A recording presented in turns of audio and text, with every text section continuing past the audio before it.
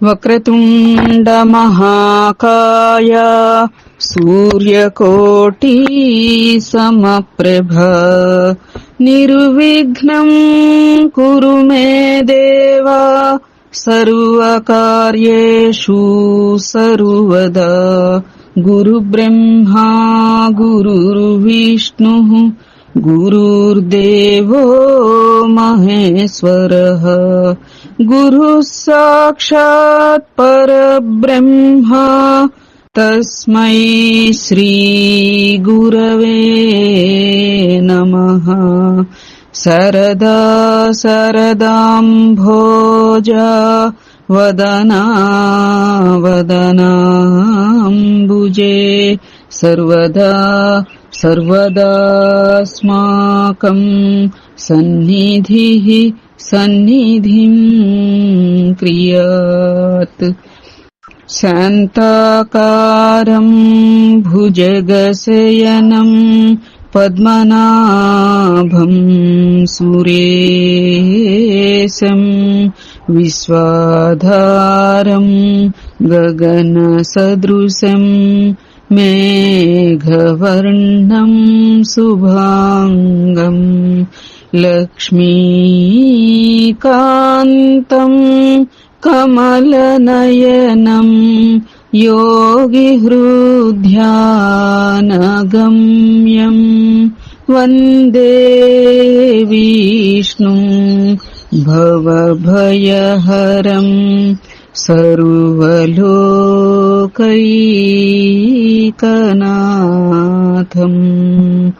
ఓం గం గణపతయే నమః. సద్గురవే నమః.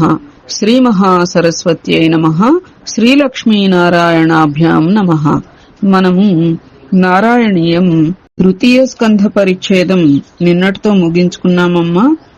అంటే 15వ దశకాన్ని ముగించుకున్నాం మనం నిన్నటితో. 15వ దశకం అంశం ఏమిటి అంటే కపిలోపదేశం. మానవులు ఏ విధంగా ఈ యొక్క ఇహపర సార్థకత చెందాలి అనేటువంటి అంశం రీత్యా భగవానుడిని మనస్సులో నిలుపుకుని ఆయన యొక్క గుణగణాలు వగైరా నిధిధ్యాసనం చేస్తూ ధర్మ ప్రవర్తన కలిగి ఫలాపేక్షరహితమైనటువంటి కర్మలను చేస్తే చక్కగా మోక్షగాములవుతారు అని అనేక అంశాల రీత్యా కపిలుడు తన తల్లి అయినటువంటి దేవహూతికి దాన్ని ఏమంటారు, ఆ ఉపదేశాన్ని సాంఖ్యయోగం అని చెప్పంటారు. అలా ఉపదేశం చేసి ఈశాన్య దిక్కుగా యోగి సంఘాలతో కలిసి వెళ్లిపోయినటువంటి సంగతి మనం చెప్పుకున్నాం. నేటి అంశం ఏమిటి అంటే నేడు చతుర్థ స్కంధ పరిచ్ఛేదం ఆరంభమమ్మా. అంటే 16వ దశకం ఆరంభమైంది. మొత్తం 100 దశకాలు అని చెప్పుకున్నాం కదా. 12 ద్వాదశ స్కంధ పరిచ్ఛేదాలు మరియు 100 దశకాలు. అయితే చతుర్థ స్కంధ పరిచ్ఛేదం 16వ దశకానికి మనం చేరుకున్నాం. అంశం ఏమిటి అంటే నరనారాయణుల అవతారం. పారాయణ ఆరంభించుకుందాం. శ్రీలక్ష్మీనారాయణాభ్యాం నమః. దక్షో విరించితనయోథ మనోస్తనూజాం లబ్ధ్వా ప్రసూతిమిహ షోడశ చాపకన్యాః ధర్మే త్రయోదశ దదౌ పితృషు స్వధాం చ స్వాహాం హవిర్భుజి సతీం గిరిసేత్వదంసే. బ్రహ్మమానస పుత్రుడైన దక్షుడు మనువు యొక్క పుత్రికయగు ప్రసూతిని వివాహమాడెను. వారికి 14 కుమార్తెలు కలిగిరి. వారిలో శ్రద్ధ, మైత్రి మొదలగు 13 మందిని ధర్మునకిచ్చి వివాహం చేసెను. పితృదేవతలకు స్వధ అను కూతురును, అగ్నిదేవునకు స్వాహ అను తనయను ఇచ్చెను. అట్లే నీ అంశరూపుడైన శంకరునకు సతీదేవినిచ్చి వివాహం చేసెను. అది బ్రహ్మమానస పుత్రుల్లో ఒకరైనటువంటి దక్ష ప్రజాపతి. ఆ యొక్క దక్ష ప్రజాపతికి మనువు యొక్క పుత్రిక అయిన ప్రసూతిని ఇచ్చి వివాహం చేశారుట. వారికి 16 మంది కుమార్తెలు కలిగారుట. వారిలో శ్రద్ధ, మైత్రి మొదలైన 13 మందిని ధర్ముడు అనేటువంటి వారికిచ్చి వివాహం చేసి, పితృదేవతలకేమో స్వధ అనే కూతురునిచ్చి వివాహం చేశారట. అగ్నిదేవునికి ఎవరు భార్య? స్వాహాదేవి. స్వాహ అని మనం అంటూ ఇట్లా ఇది వేస్తాం చూడండి, హవిస్సులవి అట్లా. అగ్నిదేవునికి స్వాహ అనే తనయ. తనయ అంటే కూతురు, తనయుడు అంటే కొడుకు అని అర్థం అన్నమాట. అట్లే నీ అంశరూపుడైనటువంటి శంకరునకు సతీదేవినిచ్చి వివాహం చేసెను అని. శ్రీలక్ష్మీనారాయణాభ్యాం నమః.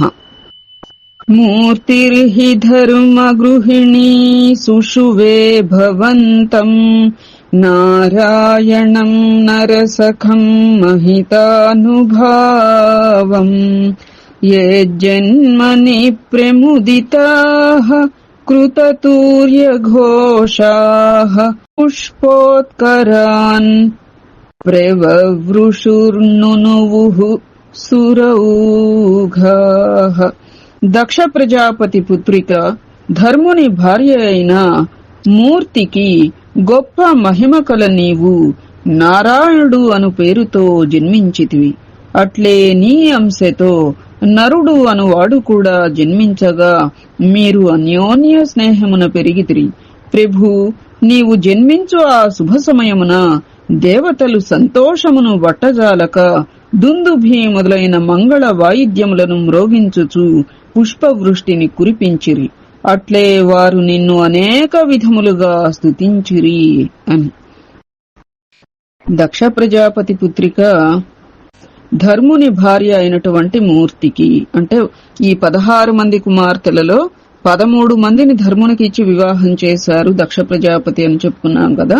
ఆ 13 మందిలో మూర్తి అనేటువంటి ఒక భార్యకి గొప్ప మహిమ కల నారాయణుడు అనే పేరుతో ఈ యొక్క విష్ణుమూర్తి జన్మించారుట. అట్లాగే ఆయన అంశతోనే నరుడు అనువాడు కూడా జన్మించగా ఈ నర నారాయణులు ఇరువురు కూడా అత్యంత స్నేహానురాగాలతో పెరిగారుట. అయితే నారాయణుడు అని పేరుతో జన్మించేటప్పుడు దేవతలందరూ కూడా సంతోషాన్ని పట్టజాలక మంగళకరమైనటువంటి వాయిద్యాలని మ్రోగించుచు, దుందుభిలు మ్రోగించుచు పుష్పవృష్టిని కురిపించి అనేక విధాలుగా నిన్ను స్తుతించినారు తండ్రి అని. శ్రీలక్ష్మీనారాయణాభ్యాం నమః.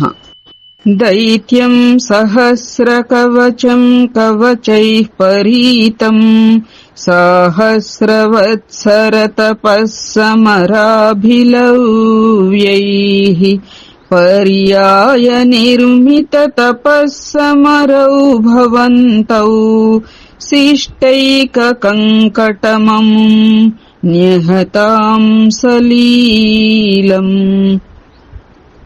ఆ కాలమున సహస్ర కవచుడు అను మహాభయంకరుడైన రాక్షసుడుండెను. అతనికి 1000 కవచములుండెను. ఆ కవచములు ఒక్కొక్కటి 1000 సంవత్సరములు తపస్సు చేసి 1000 సంవత్సరములు యుద్ధము చేసినందువల్లనే ఛేదించుటకు వీలయ్యడివి.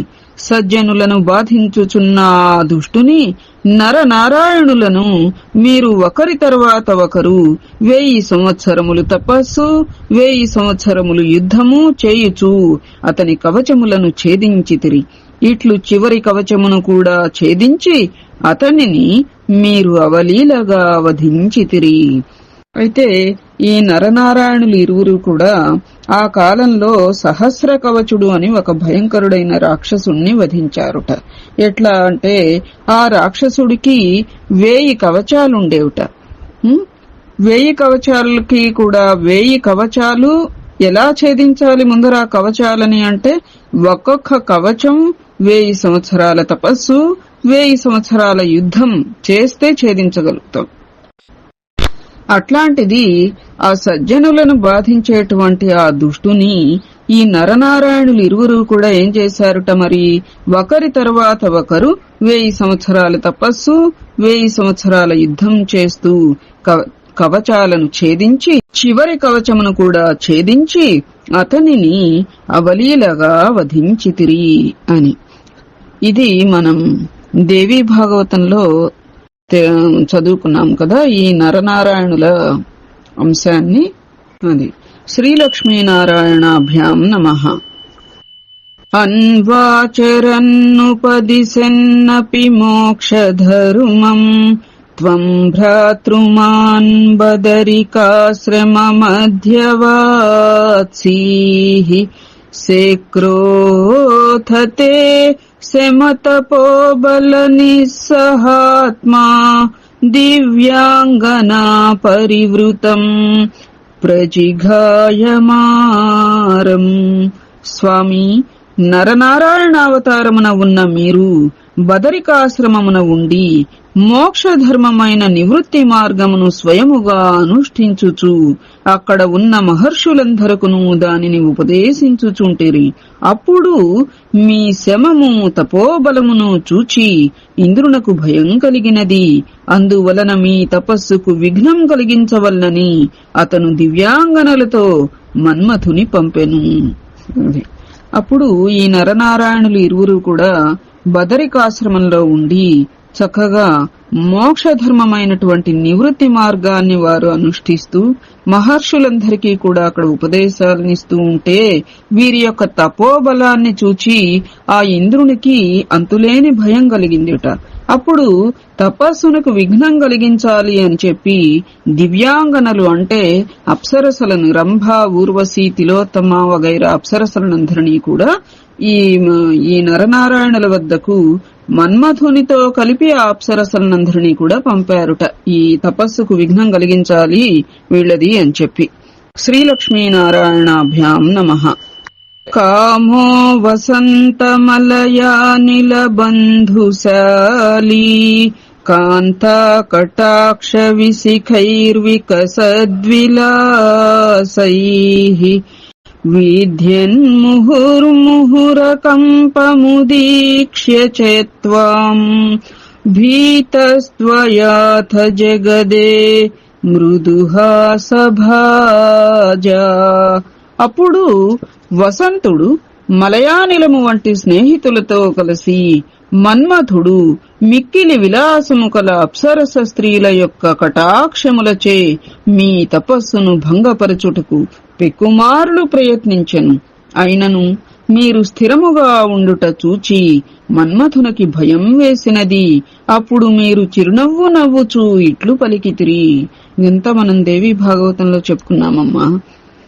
అప్పుడు ఏమవుతుంది అంటే, ఎప్పుడైతే మన్మథుడు ఈ యొక్క దివ్యాంగనలు అందరూ కూడా ఇంద్రుడు పంపగా ఈ నరనారాయణులు ఉండేటువంటి బదరికాశ్రమానికి వారి తపస్సుకు విఘ్నం చేయడానికి వచ్చారో అప్పుడు వసంతుడు అంటే ఎవరు? మన్మథుని యొక్క స్నేహితుడు. ఆ వసంతుడు స్నేహితులు ఎవరు? మలయానిలం అంటే చల్లని పిల్లవాయువులు, అవన్నీ కూడా ప్రకృతి రిలేటెడ్ గా అట్లా. వసంతుడు మలయానిలము వంటి స్నేహితులతో కలిసి మన్మథుడు మిక్కిలి విలాసము గల అప్సరస స్త్రీల కటాక్షములచే ఆ యొక్క తపస్సుని భంగం చేయడానికి ఎన్నో విధాల ప్రయత్నం చేశారు. అయినా గాని నరనారాయణులు స్థిరంగా చలించకుండా ఉండటం చూసి మన్మథుడికి ఎంతో భయం కలిగిందేట. అప్పుడు వారిరువురు కూడా, నరనారాయణులు ఇరువురు కూడా ఇట్లా పలికారుట. ఎట్లా పలికారు తదుపరి శ్లోకంలో చెప్పుకోవాలి. శ్రీలక్ష్మీనారాయణాభ్యాం నమః.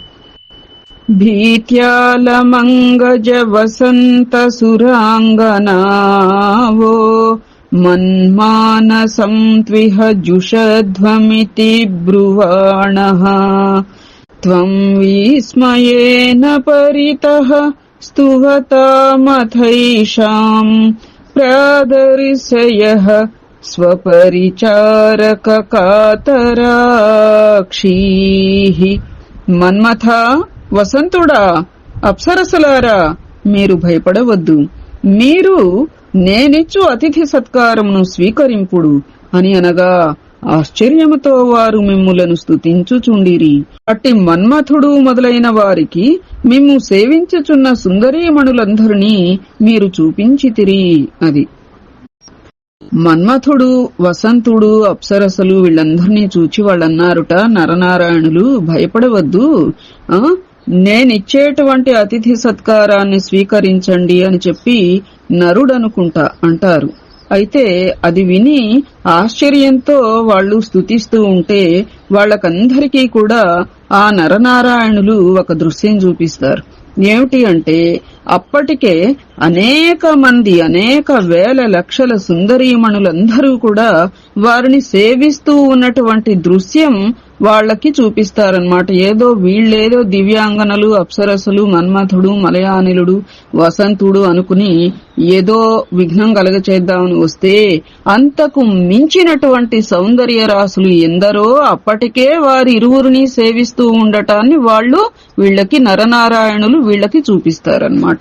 అట్లా శ్రీలక్ష్మీనారాయణాభ్యాం నమః. సమ్మోహనాయ మిలితా మదనాదయస్తే త్వద్దాసికా పరిమళై కిల మోహమాపుః దత్తాం త్వయా చ జగృహుస్త్రపయైవ సర్వః సర్వాసి గరువసమనీం పునరుర్వసీం తాం. మన్మథుడు మొదలైన వారు నిన్ను మోహపరవశుని చేసి నీ తపస్సును భంగం చేయవలనని తలంచిరి. కాని నీ దాసీజనము యొక్క సౌందర్యమును చూచి వారే మోహపరవశులైరి. స్వర్గమునందున్న సమస్త సుందరీమణుల గర్వమును పోగొట్టు సౌందర్యము కల ఊర్వశిని కానుకగా వారికి ఇయ్యగా మన్మథాదులు తమ కంటే ఎన్నో రెట్లు సుందరమైన ఊర్వశిని చూచి సిగ్గుపడుచు ఆమెను స్వీకరించిరి అని. మన్మథుడు మొదలైన వారంతా కూడా ఈ నరనారాయణుల్ని, అంటే ఇప్పుడు ముఖ్యంగా నారాయణుని గురించి చెప్తున్నారు. అది ఈ యొక్క నారాయణుని చూసి నారాయణుని యొక్క తపస్సుని భంగం చేయవలనని తలంచిరి. కాని ఎప్పుడైతే వీళ్ళని అప్పటికే నరనారాయణులను సేవిస్తూ ఉన్నటువంటి సుందరీమణులందరినీ వాళ్ళకి చూపారో వీరి దాసీజనము యొక్క సౌందర్యాన్ని చూచి వాళ్లే మోహపరవశులయ్యారట. వీళ్లు కాదు, వాళ్లే ముందు మోహపరవశులైపోయారట. స్వర్గమునందున్న సమస్త సుందరీమణుల గర్వమును పోగొట్టు సౌందర్యము కల ఊర్వశి అన్నమాట. ఊర్వశిని కానుకగా వారికిస్తే మన్మథాదులు తమ కంటే కూడా ఎన్నో రెట్లు సుందరంగా ఉన్నటువంటి ఆ యొక్క ఊర్వశిని చూచి సిగ్గుపడుచు ఆమెని స్వీకరించారుట. శ్రీలక్ష్మీనారాయణాభ్యాం నమః. దృష్ట్వోర్వశీం తవ కథాం చ నిశమ్య సగ్రహ పర్యాకులో జని భవన్ మహిమావమర్సాత్ ఏవం ప్రశాంతరమణీయతరావతారాత్ త్వత్తోధికో వరదా కృష్ణతనుస్త్వమేవ. మన్మథుడు మొదలైన వారు ఊర్వశిని దేవేంద్రునకు అర్పించి మీ మహిమను తెలుపగా తాను చేసిన తప్పునకు అతను చాలా విచారించెను. వరములనిచ్చు స్వామి, సౌమ్యము సుందరమైన ఈ నరనారాయణావతారము కంటే మిక్కిలి సుందరమైన కృష్ణ స్వరూపము నీదే అని. మన్మథుడు మొదలైన వాళ్ళు ఊర్వశిని తీసుకుని వెళ్లి ఆ యొక్క దేవేంద్రునికి సమర్పించారట. సమర్పించి ఈ యొక్క నరనారాయణుల మహిమను తెలిపేటప్పటికీ అప్పుడు ఇంద్రుడు తను ఎంత తప్పు చేశాడో తెలుసుకుని చాలా విచారించారుట. వరములనిచ్చేటువంటి ఓ నారాయణ స్వామి, ఈ యొక్క నరనారాయణ అవతారం కంటే మిక్కిలి సుందరమైనటువంటి కృష్ణ స్వరూపం కలవాడవు కదా నీవు అని. శ్రీలక్ష్మీనారాయణాభ్యాం నమః. దక్షస్తు ధాతురతిలాలనయా రజోంధో దక్షస్తు ధాతురతిలాలనయా రజోంధో అకార ప్రశ్లేషం ఉంది ఇక్కడ.